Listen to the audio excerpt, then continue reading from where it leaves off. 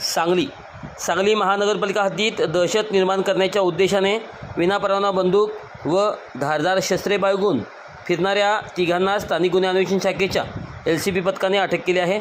मारुती विलास शिंदे वय वर्ष 30, सरफरोज असलम समलेवाले वय वर्ष 25 व प्रथमेश आनंदा माने वय वर्ष 21 सर्व राहणार वाघमोडे नगर कुपवाड तालुका मिरज अशी आरोपींची नावे आहेत। पोलीस निरीक्षक संजीव कुमार झाडे यांच्या मार्गदर्शनाखालील पथकाने मिळालेल्या माहितीनुसार कारवाई करत आरोपींना ताब्यात घेतले।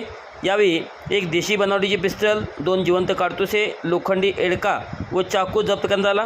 बंदुकीसाठी कोणतीही परवानगी नसल्याने तपासात आढळले। चौकशीत आरोपींनी दहशत निर्माण करण्यासाठी शस्त्रे वापरल्याची कबुली दिली। पुढील तपासासाठी त्यांना कुपवाड MIDC पोलीस ठाण्याकडे वर्ग करण्यात आले आहे।